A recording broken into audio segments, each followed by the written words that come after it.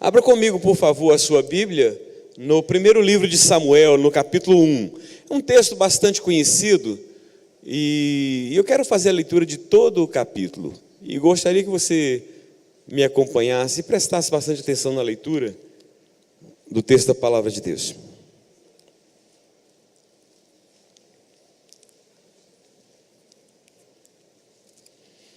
Houve um homem de Ramataim Zofim, da região montanhosa de Efraim, cujo nome era Elcana, filho de Jeroão, filho de Eliú, filho de Dou, filho de Zuf, efraimita. Tinha ele duas mulheres, uma se chamava Ana e a outra Penina. Penina tinha filhos, Ana, porém, não os tinha. Este homem subia da sua cidade de ano em ano a adorar e a sacrificar ao Senhor dos Exércitos em Siló. Estavam ali os dois filhos de Eli, Rofni e Finéias, como sacerdotes do Senhor. No dia em que Elcana oferecia o seu sacrifício, dava a ele porções deste a Penina, sua mulher, e a todos os seus filhos e filhas. A Ana, porém, dava porção dupla, porque ele a amava, ainda mesmo que o Senhor a houvesse deixado estéril. A sua rival a provocava excessivamente para a irritar, porquanto o Senhor lhe havia cerrado a madre. E assim o fazia ele de ano em ano, e todas as vezes que Ana subia à casa do Senhor, a outra a irritava, pelo que chorava e não comia. Então Elcana, seu marido, lhe disse: Ana, por que choras? E por que não comes? E por que estás de coração triste? Não te sou eu melhor do que 10 filhos? Após terem comido e bebido em Siló, estando Eli, o sacerdote, assentado numa cadeira junto a um pilar do templo do Senhor, levantou-se Ana e, com amargura de alma, orou ao Senhor e chorou abundantemente. E fez um voto dizendo: Senhor dos exércitos, se benignamente atentares para a aflição da tua serva, e de mim te lembrares, e de tua serva não te esqueceres, e lhe deres um filho varão, ao Senhor darei por todos os dias da sua vida, e sobre a sua cabeça não passará navalha. Demorando-se ela no orar perante o Senhor, passou Eli a observar-lhe o movimento dos lábios, porquanto Ana só no coração falava, seus lábios se moviam, porém não se lhe ouvia voz nenhuma. Por isso Eli a teve por embriagada e lhe disse: Até quando estarás tu embriagada? Aparta de ti este vinho. Porém Ana respondeu: Não, Senhor meu, eu sou mulher atribulada de espírito, não bebi nem vinho, nem bebida forte, porém venho derramando a minha alma perante o Senhor. Não tenhas, pois, a tua serva por filha de Belial, porque pelo excesso da minha ansiedade e da minha aflição é que tenho falado até agora. Então lhe respondeu Eli: Vai-te em paz, e o Deus de Israel te conceda a petição que lhe fizeste. E disse ela: Ache a tua serva mercê diante de ti. Assim a mulher se foi seu caminho e comeu, e o seu semblante já não era triste. Levantaram-se de madrugada e adoraram perante o Senhor, e voltaram e chegaram à sua casa a Ramá. Elcana coabitou com Ana, sua mulher, e lembrando-se dela o Senhor, ela concebeu e, passando o devido tempo, teve um filho, a que chamou Samuel, pois dizia: Do Senhor o pedi. Subiu Elcana, seu marido, com toda a sua casa, a oferecer ao Senhor o sacrifício anual e a cumprir o seu voto. Ana, porém, não subiu e disse a seu marido: Quando for o menino desmamado, levá-lo-ei para ser apresentado perante o Senhor e para lá ficar para sempre. Respondeu-lhe Elcana, seu marido: Faze o que melhor te agrade, fique até que o desmames. Tão somente confirme o Senhor a sua palavra. Assim ficou a mulher e criou o filho ao peito até que o desmamou. Havendo-o desmamado, levou-o consigo com um novilho de 3 anos, um efa de farinha e um odre de vinho, e o apresentou à casa do Senhor a Siló. Era o menino ainda muito criança. Imolaram o novilho e trouxeram o menino a Eli, e disse ela: Ah, meu Senhor, tão certo como vives, eu sou aquela mulher que aqui esteve contigo, orando ao Senhor. Por este menino orava eu, e o Senhor me concedeu a petição que eu lhe fizera, pelo que também o trago como devolvido ao Senhor, por todos os dias que viver, pois do Senhor o pedi, e eles adoraram ali o Senhor. Que Deus aplique a sua palavra no nosso coração, amém, queridos?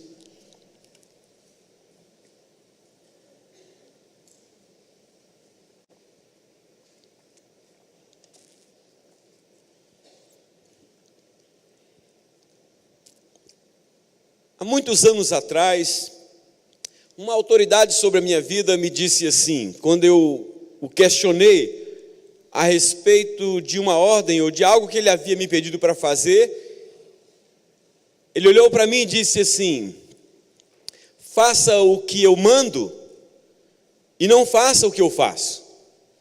Me recordo que eu era ainda bem jovem, mas aquela palavra me chocou, me deixou chocado, porque era uma pessoa porque eu tinha um grande respeito, uma grande admiração, mas não havia coerência entre aquilo que ele falava ou mandava eu fazer e aquilo que ele fazia. E desde então eu comecei a perceber que o mundo está carente de exemplo. Talvez seja essa uma das razões do porquê há tanta revolta, tanta insatisfação, até mesmo com as instituições. Há uma insatisfação muito grande com a política. Há uma insatisfação muito grande, até mesmo com a igreja, com liderança evangélica, vamos dizer assim, lideranças religiosas, para ser mais abrangente. Porque se percebe que há uma distância entre aquilo que se proclama dos púlpitos das nossas igrejas e aquilo que se faz no dia a dia. O discurso é um e muito bonito, e a prática é outra, completamente diferente. Há muitas vezes uma insatisfação muito grande dentro de casa, porque os filhos muitas vezes percebem que há uma incoerência, um divórcio, uma separação entre o discurso dos pais e a prática. Portanto, o mundo está carente de exemplo. E quando eu leio esse texto, eu olho para ele e digo: aqui está uma referência para mim. Aqui está uma pessoa em quem eu possa me inspirar. Aqui está uma pessoa para quem eu possa olhar e ver o discurso e a prática caminhando lado a lado. Estou falando de Ana. Essa mulher que tornou-se famosa não por ser simplesmente a mãe do Samuel, mas por causa do exemplo que ela nos deixou. E é sobre ela que eu quero falar nesta noite. Sobre Ana, uma mulher exemplar. Pelo menos por 3 razões eu quero destacar aqui porque Ana serviu e serve para mim, e eu quero crer que para todos nós, porque que ela serve de exemplo. E eu quero dizer que pelo menos por 3 razões. Primeira, porque ela não deixou a frustração abater sua fé em Deus. Se eu fosse fazer uma pergunta aqui nesta noite, até mesmo para aqueles que são mais fervorosos, para aqueles que já tiveram e têm experiências mais profundas com o Senhor, quem é aqui que nunca teve uma frustração grande na sua vida? Talvez haja em nosso meio pessoas que estão aqui, mas que estão vivendo debaixo de uma grande frustração. Só Deus sabe como é que você se encontra aqui nesta noite. A dificuldade, inclusive, que foi para vir aqui. E a dificuldade que está sendo para você manter a sua confiança, a sua esperança, a sua fé, a sua dependência de Deus. Por isso eu digo que Ana foi um exemplo, e é um exemplo de mulher para mim, porque ela não deixou a frustração abater sua fé. Apesar de ser uma mulher amada e valorizada pelo seu marido, contudo ela sentia uma tristeza profunda em sua alma, pelo menos por 2 razões. Primeira, porque ela não podia fazer aquilo que era o sonho de todas as mulheres da sua época, que era dar à luz um filho. Segundo, porque ela era humilhada e desprezada pela segunda esposa do seu marido. Há um código chamado Código de Hammurabi que diz que naquela ocasião era permitido o marido tomar uma outra mulher, se a sua mulher legítima não pudesse dar à luz a ele um filho, ela podia ter um filho através de outra mulher. E possivelmente isso tenha acontecido aqui com Ana. O texto bíblico diz que ela, a segunda esposa do seu marido, a provocava excessivamente para a irritar, porquanto o Senhor lhe havia cerrado a madre. Essas duas coisas contribuíram para aumentar a sua tristeza, contribuíram para fazê-la sentir-se inferiorizada, contribuíram para deixá-la ainda mais confusa do porquê, sendo ela uma mulher temente e fiel a Deus, não podia dar à luz um filho, enquanto a sua rival e tantas outras mulheres os tinham. Não é isso que muitas vezes nos faz ficar um pouco confusos do porquê Deus permite certas coisas ruins acontecerem com pessoas boas, com pessoas tementes e fiéis a Ele, e coisas boas acontecem com pessoas que não são tementes e não são fiéis a Ele? Do porquê Deus não concede determinadas bênçãos àquelas pessoas que são leais e fiéis a Ele, e as concede a outras que não, que até mesmo chegam a ignorar a sua própria existência? Pelo fato de não poder dar um filho ao seu esposo, a sua rival a provocava, e diz o texto, excessivamente, mas mesmo diante de tais provocações, ela continuava firme com a sua fé em Deus. Agora, o edificante e encorajador de toda essa história é que, mesmo sofrendo essas duras frustrações, ela não permitiu que elas abatessem sua fé, a ponto de levá-la a desistir, não apenas de buscar a sua bênção, mas desistir de buscar a face e a presença de Deus, como tem acontecido com muitas pessoas.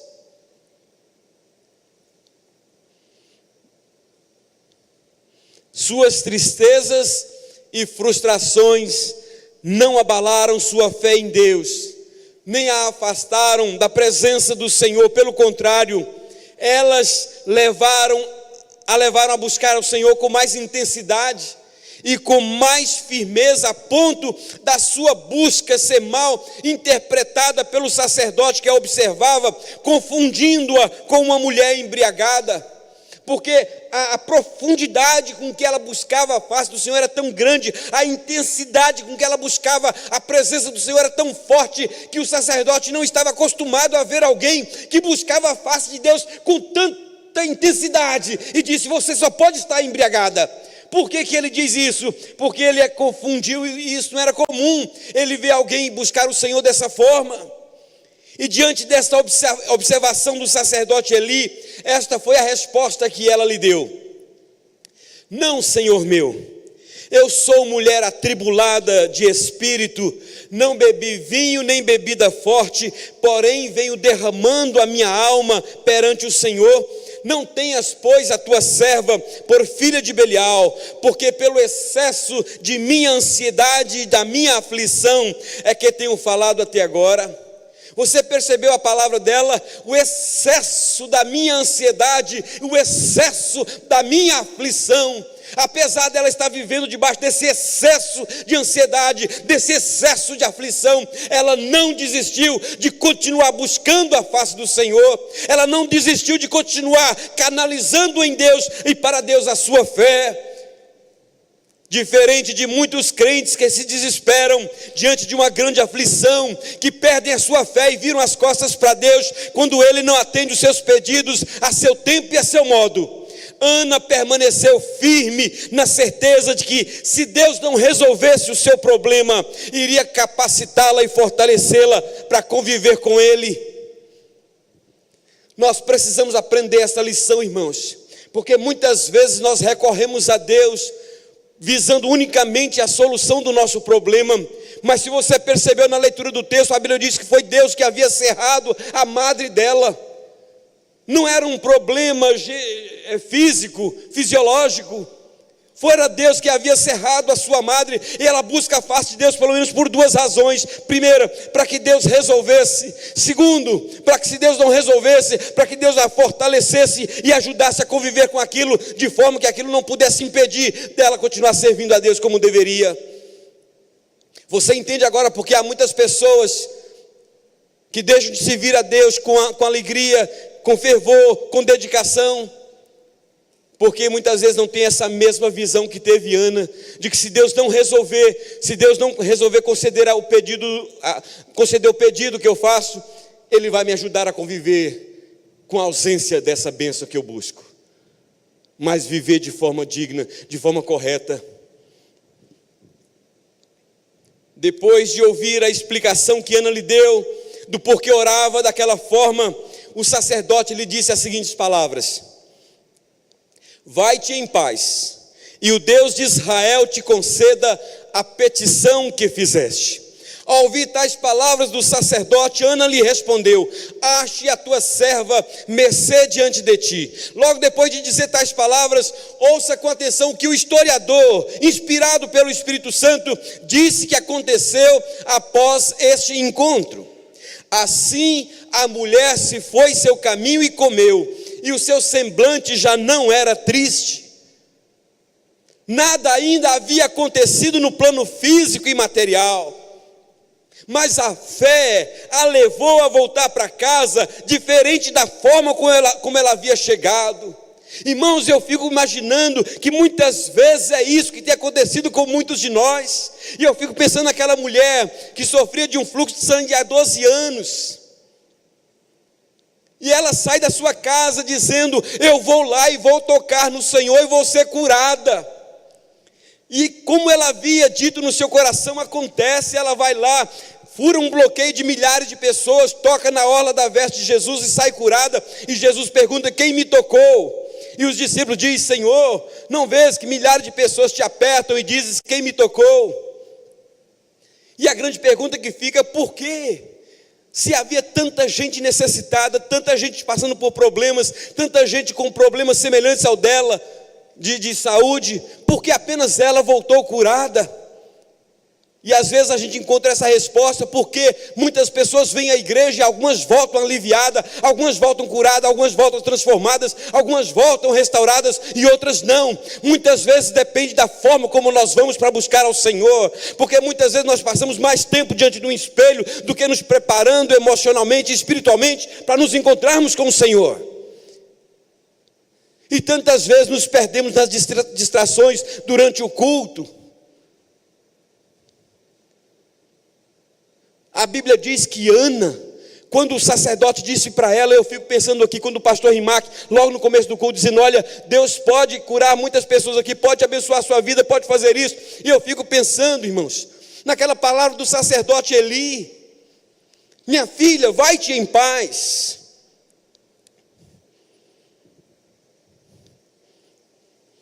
E o Deus de Israel te conceda a petição que lhe fizeste. E diz: assim a mulher se foi seu caminho e comeu, e o seu semblante não era triste.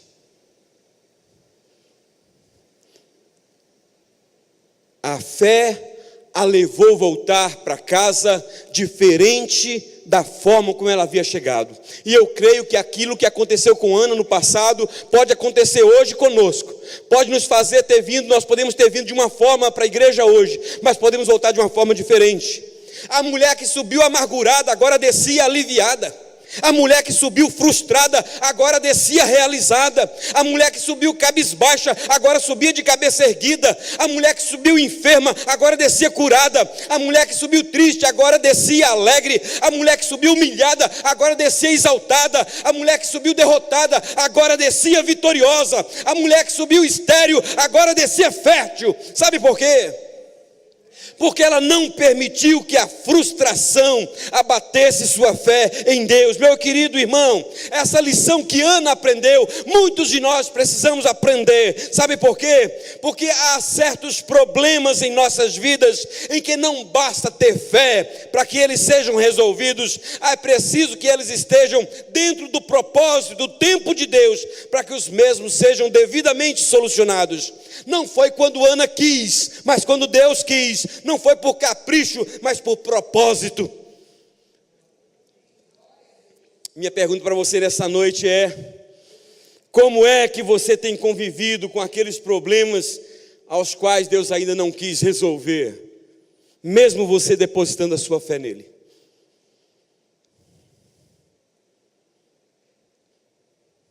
Mas eu quero encorajá-lo a não desistir de continuar colocando a sua fé no Senhor, porque esse dia pode ser chegado o fim hoje. Você não sabe. Hoje pode ser esse dia que você vai voltar para casa diferente, como Ana voltou aquele dia. Amém?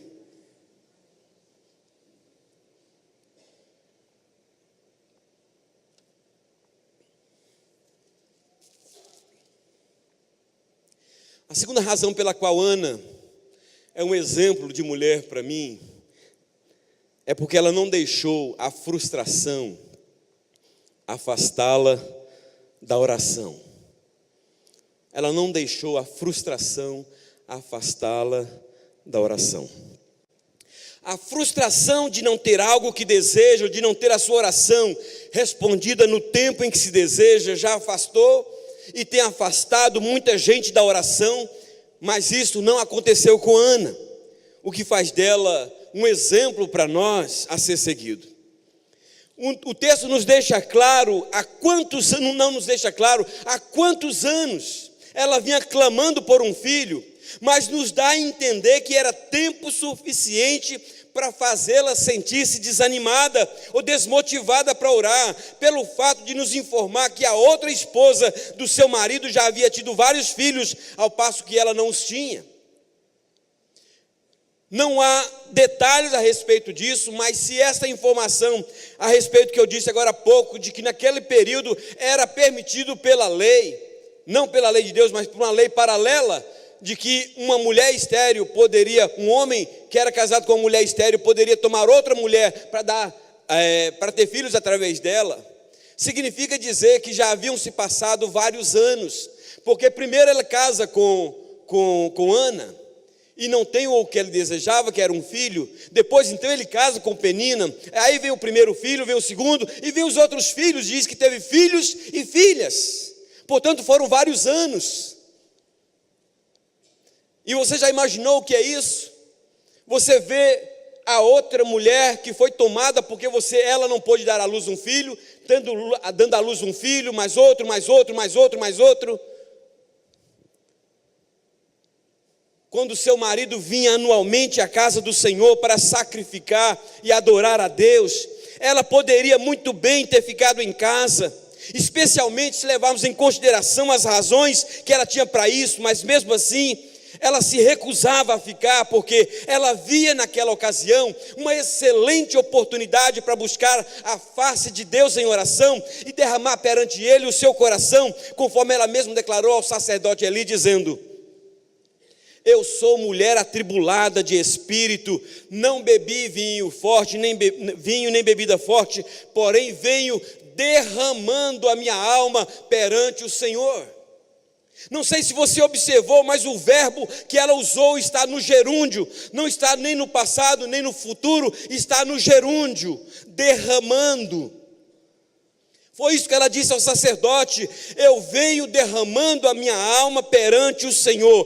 Isto equivale a dizer que ela começou a fazer isto o quê? A derramar a sua alma perante o Senhor num tempo passado, e a despeito do que havia acontecido, ela continuava derramando a sua alma na presença do Senhor. Significa dizer que ela não desistiu de continuar buscando a face de Deus em oração, mesmo quando as coisas não conspiravam a seu favor. Aquilo que tem feito com que muitos se enfraqueçam na fé e deixem de buscar a Deus em oração, era exatamente o que a encorajava a continuar derramando a sua alma diante do Senhor, em busca de alívio para aquilo que afligia a sua alma, ou de solução para o seu problema. Há um rei de Israel chamado Ezequias. Esse homem tem um início de reinado abençoador, e ele começa a buscar a face de Deus, e Deus começa a abençoá-lo e fazê-lo prosperar.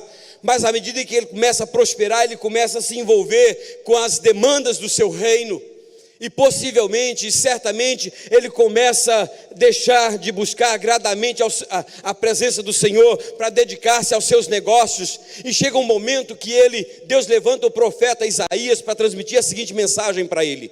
Deus diz: vai lá e diga para Ezequias: põe em ordem a tua casa, porque morrerás e não viverás.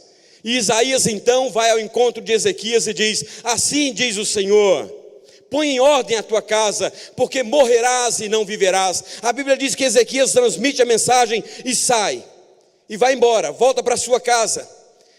E nesse tempo a Bíblia fala que Ezequias vira o rosto para a parede e começa a fazer uma oração a Deus. E a oração é usada nos seguintes termos: Senhor, lembra-te de que andei na tua presença, lembra-te que fiz o que era reto perante os teus olhos. Você vai perceber que todos os tempos verbais são usados no tempo passado. Em momento algum da sua oração ele usa o teu tempo presente. Você entende agora a diferença que faz a oração de Ana da oração de Ezequias? Ana diz: eu venho derramando a minha alma perante o Senhor. Começa no tempo passado e continua, é contínuo, não há solução, não há interrupção. Como às vezes tem acontecido com muitos de nós. O amor, o carinho, a atenção do seu marido poderia até ajudá-la em alguma coisa para enfrentar a dor e a humilhação que ela sofria.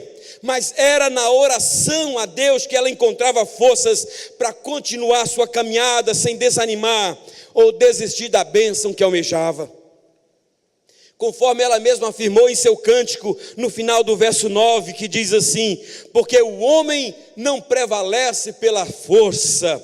Foi esse entendimento que a levou a buscar a Deus em oração. Na sua cabeça poderia ter passado o seguinte pensamento: se eu não posso prevalecer pela força, então eu vou prevalecer na oração. Foi isso que a fez ficar firme, que a fez perseverar e ir até o fim, quando surgia a vontade de esmorecer, de desanimar e de desistir. Ela dizia: não, é através da oração que eu vou obter essa vitória.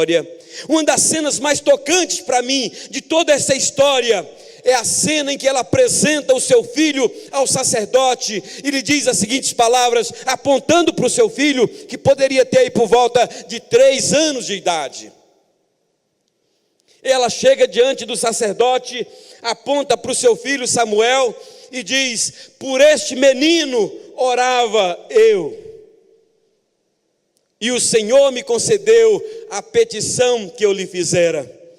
Às vezes, irmãos, eu fico pensando em quantos de nós não podemos apresentar a bênção que desejamos, ou porque não oramos, ou porque não fomos perseverantes naquilo que colocamos aos pés do Senhor, permitindo que a frustração nos afastasse da oração, pelo fato da mesma não ter sido atendida no tempo e do jeito que gostaríamos que fosse. Eu conheço algumas pessoas aqui, outras não tanto, mas eu sei que há nesse auditório e pessoas que nos acompanham pela internet, muitas pessoas que podem dizer o que Ana disse aquele tempo: por este menino orava eu. Há pessoas aqui que podem dizer: por esta vitória clamava eu, por esta cura orava eu, por esta casa orava eu, por este carro orava eu, por esta porta de trabalho orava eu. E entre essas tantas pessoas aqui tem uma irmã entre nós, que é a Sandra Cabral, que um tempo o filho delas, elas viu o seu filho que fora consagrado desde o seu ventre, crescer e logo depois, um tempo depois, se afastar do Senhor. Mas um dia ela viu a sua oração ser respondida, e eu tenho certeza que ela pôde dizer: Senhor, aqui está o meu filho, por este menino orava eu, e hoje é um filho consagrado, um pastor dedicado, um homem de uma palavra maravilhosa, que vale a pena trazer aqui, pastor Rimac, pastor Daniel, filho, neto, Daniel Neto, um homem de Deus. Quando ele estava vivendo longe do Senhor, mergulhado no pecado, em nenhum momento ela desistiu. Pelo contrário, juntava outras pessoas para dizer: vamos orar por ele. Um tempo depois ele volta para o Senhor e se torna num pastor, num homem piedoso. E ela pode dizer hoje: por este menino orava eu.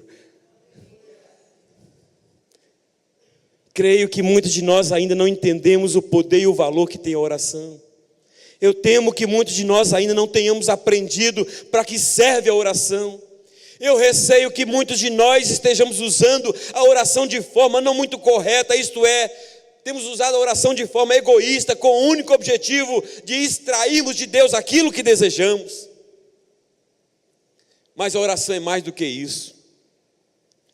Jesus nos ensinou com a sua própria vida que a oração pode ter esse propósito, mas o benefício maior da oração é de nos relacionarmos, de mantermos comunhão com aquele que conhece todas as nossas necessidades e que está mais interessado em nosso bem do que em nós mesmos.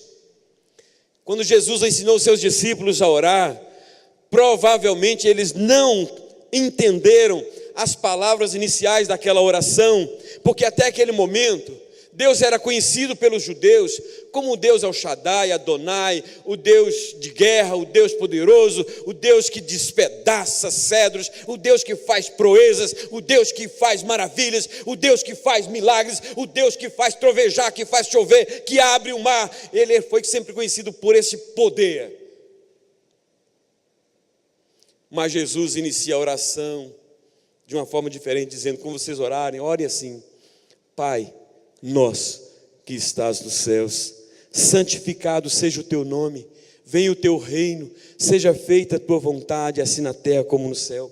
Nota os irmãos que só depois de apresentar a Deus como Pai e de falar do relacionamento que devemos ter com Ele como filhos, é que Ele nos ensina a pedirmos: o pão nosso de cada dia dá-nos hoje. Perdoa as nossas dívidas, assim como temos perdoado aos nossos devedores. Não nos deixes cair em tentação, mas livra-nos do mal. Mas normalmente o que nós fazemos, irmãos, nós simplesmente pulamos a primeira parte que fala do relacionamento e da comunhão que devemos ter com Deus como Pai, e partimos para a segunda parte, que fala dos nossos pedidos, dos nossos desejos, como que dizendo para Ele que o que mais interessa é o que Ele pode nos dar e não a sua presença. Ou seja, nós estamos mais interessados na sua mão do que na sua face. Pare um pouco para refletir e responda para você mesmo: o que mais tem levado você a buscar a Deus? Quando é que você mais tem buscado a Deus? Nos momentos de bonança, de paz, de prosperidade? Quando é que você tem mais dedicado sua vida de oração ao Senhor? Não é quando as coisas estão ruins? Isso não é um bom sinal. Isso não é um bom sinal. É um sinal de que você ainda não aprendeu o propósito da oração, que é relacionamento com o Pai. Ana, uma mulher exemplar. Terceiro lugar, ela não deixou a bênção recebida levá-la a se esquecer do compromisso que ela fez com Deus. Ela não deixou a bênção recebida levá-la a esquecer do compromisso que ela fez com Deus.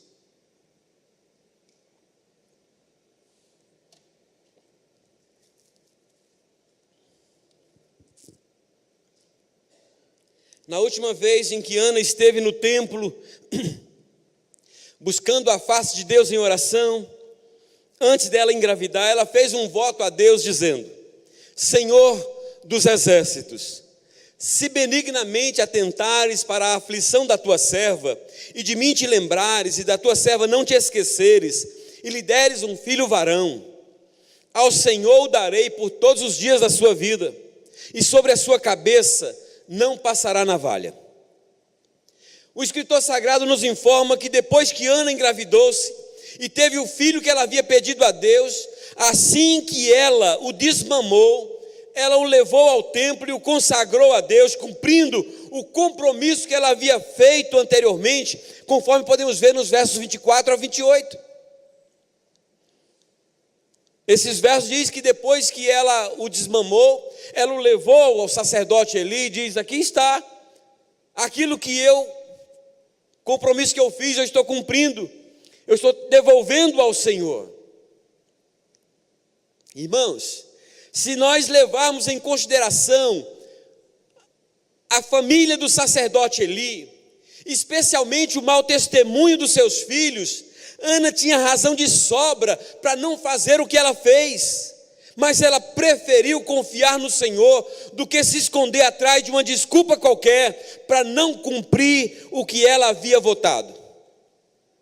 O voto que Ana fez me faz lembrar do voto que Jacó fez ao sair da sua casa, fugindo para a casa do seu tio, depois de ter sido ameaçado de morte pelo seu irmão Esaú.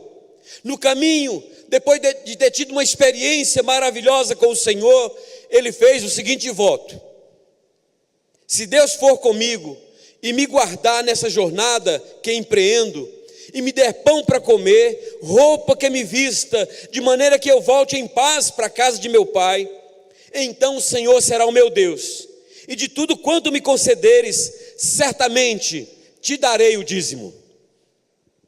Os anos se passaram, e Jacó voltou em paz para sua casa, completamente diferente da forma como ele saiu. Ele saiu ameaçado de morte, e voltou e foi recebido com um abraço. Ele saiu debaixo de ódio e voltou perdoado.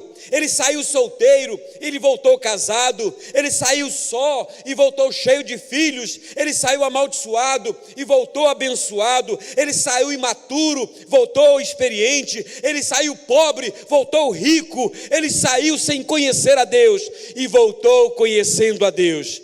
Agora, o que é curioso observar em tudo isso é que em nenhum momento das passagens bíblicas subsequentes nós vamos encontrar algum texto dizendo que Jacó cumpriu o voto que fez. Sabemos que o Senhor tornou-se no seu Deus, mas não vamos encontrar nada que diz que ele cumpriu a segunda parte do voto que ele fez. Será que depois de ter sido tão grandemente abençoado por Deus, ele esqueceu de cumprir os seus compromissos para com ele, que era o de entregar o dízimo de tudo quanto ele havia recebido das mãos do Senhor ao longo daqueles 20 anos? Quanto a isso, não sabemos, mas uma coisa eu sei: há muitas pessoas que falam a mesma coisa para Deus, mas tão logo alcançadas pelas bênçãos desejadas, não apenas esquecem de Deus, mas chegam até mesmo a virarem as costas para Ele, para só voltarem a lembrar dEle em outro momento de grande aflição.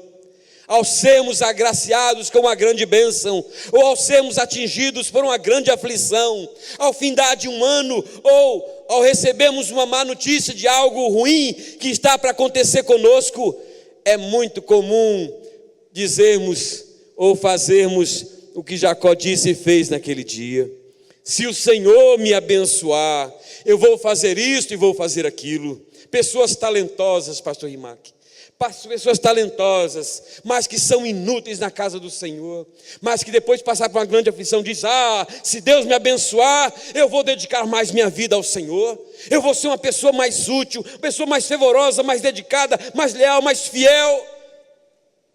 E Deus então põe a sua bênção sobre a sua vida, e todas aquelas palavras, aquele compromisso que foi feito, cai no esquecimento.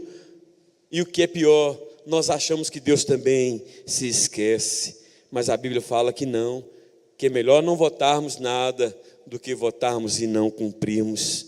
Irmãos, diferente de muitos de nós, foi o comportamento de Ana, que apesar de ter boas razões, para não dizer boas desculpas, para não fazer o que ela havia prometido, mas mesmo assim ela o fez, honrando o compromisso que ela havia feito com Deus.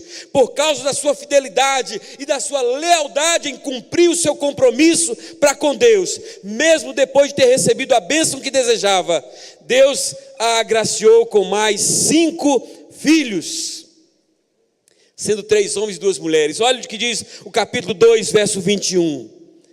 Abençoou, pois, o Senhor a Ana, e ela concebeu e teve 3 filhos e 2 filhas. E o jovem Samuel crescia diante do Senhor. Estou chegando ao final, mas ouça-me, porque isso pode ser muito relevante para você. Às vezes eu fico pensando, se essa não é uma das razões do que muitos de nós não prosperamos como deveríamos, tanto na vida material quanto na vida conjugal, familiar e espiritual, pelo fato de não sermos tão zelosos em cumprir os nossos compromissos para com Ele. Ana havia pedido apenas um filho, e disse: se o Senhor me der um filho, Ela não disse: se o Senhor me der 5 filhos. Ela disse: se o Senhor me der um filho, para me tirar desse estado de humilhação, eu vou dedicá-lo ao Senhor por todos os seus dias. E Deus dá. E ela chega e diz: conforme eu disse, conforme eu prometi, aqui está o compromisso que eu fiz, eu estou honrando. E eu imagino que Deus lá do céu disse: pois então, porque você honrou o seu compromisso, eu estou pondo você sobre 5 outros filhos. Você já imaginou, querido? Não está aqui um apelo gratuito para você, como tantos outros fazem, não. É só para mostrar que tantas vezes nos falta um pouco mais de lealdade, de firmeza, de zelo, de seriedade nos nossos compromissos para com o Senhor.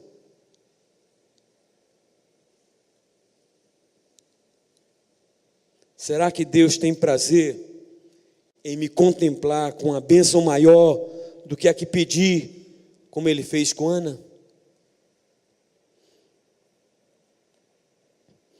Você que disse um dia, quem sabe, se o Senhor me der isso, se o Senhor fizer isso comigo, eu vou me empenhar em fazer isso. E Deus, fiel como mulher, fez. E você, quem sabe, até hoje, o tem desonrado com a sua falta de lealdade. Mas nesta noite, o Senhor está chamando você de volta para o jogo. Diz que eu quero você de novo, de volta. Eu trouxe você aqui hoje para você aprender isso. Para mostrar para você que talvez o que está faltando é isso. Eu não tenho podido colocar você sobre 5 filhos ainda, porque aquele que você me prometeu até hoje você não me trouxe.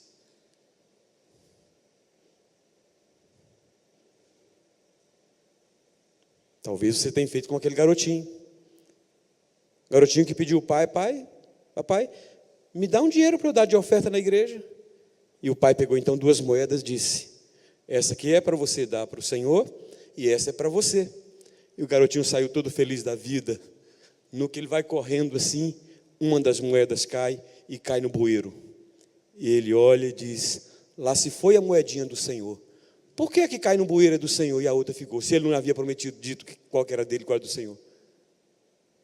Às vezes a gente faz a mesma coisa, né? A do Senhor é que vai para o bueiro. Cuidado. Porque depois vai toda a sua para o bueiro de outra forma.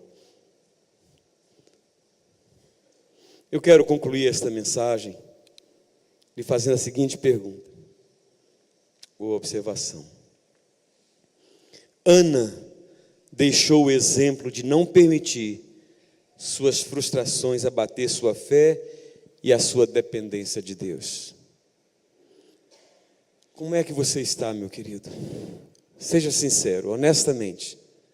Como é que você está? Há quanto tempo que você busca do Senhor uma bênção, uma resposta, uma solução, e ela não vem? Você era uma pessoa fervorosa, animada, dedicada, zelosa, e aos poucos você foi relaxando. Às vezes, estava aqui na frente, começou a passar para o banco, foi passando, começou para o último banco, com todo respeito ao meu irmão do bigode lá, que ele é o diácono, mas não é ele que eu estou pensando, e dali para fora foi só um passo a mais. Porque está frustrado. Ana deixou um exemplo para nós. Ela não permitiu que a frustração abatesse a sua fé. Ela ficou firme. Frustrada tantas vezes, mas firme. Eu quero dizer para você que a sua fé no Senhor não será vã. Pode estar certo, ninguém nunca perdeu por continuar confiando no Senhor.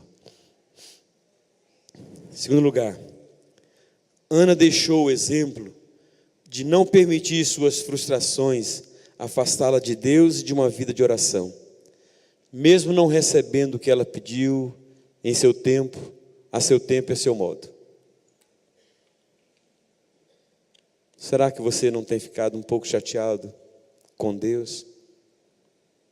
E essa chateação, essa frustração é vista numa certa indiferença com as coisas de Deus?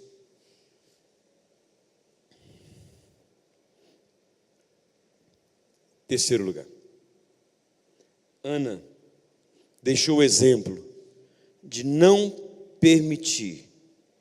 se permitir esquecer o seu compromisso com Deus depois de ter recebido a bênção que ela almejava. Quantos de nós aqui temos sido grandemente abençoados por Deus? Se eu fosse pedir a mão, todos levantariam, porque eu tenho certeza que não há ninguém aqui que não tenha sido grandemente abençoado por Deus. Mas quantos de nós temos permitido cair no esquecimento o nosso compromisso para com o Senhor, depois de ter sido abençoados pela bênção que a gente buscou dele? Nós temos muita gente em quem não espelhar. Nós temos muita gente que não dá exemplo. Não vamos olhar para essas pessoas, mas nos inspiremos em gente assim como Ana. E nesta noite eu quero encorajar você, eu quero desafiar você a fazer como Ana. Porque eu sei que nós estamos vivendo tempos difíceis aqui no Brasil. Tempos difíceis. Mas não desanime, não perca a sua fé. Fica firme no Senhor. Não permita que as suas lutas tirem de você da sua dedicação ao Senhor. Feche os seus olhos agora, eu gostaria de orar por você.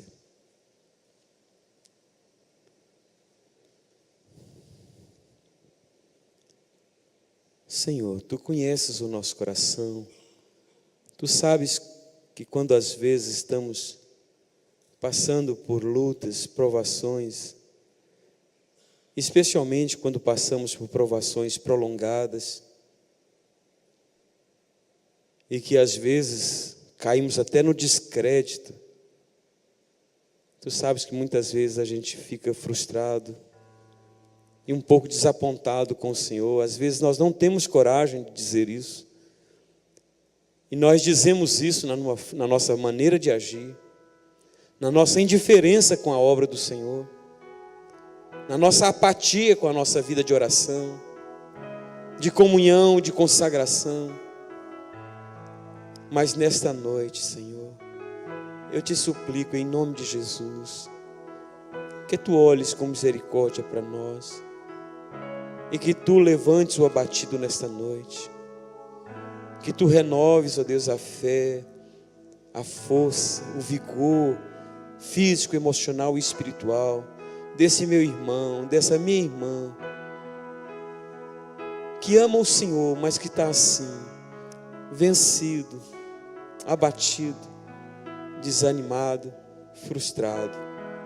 Ó Deus, eu te peço em nome de Jesus, que assim como Ana aceitou aquela palavra como vinda do Senhor para ela, e a Tua palavra diz que ela voltou para casa diferente naquele dia, eu te peço que nesta noite Tu levante pessoas aqui assim também, pessoas, ó Deus, que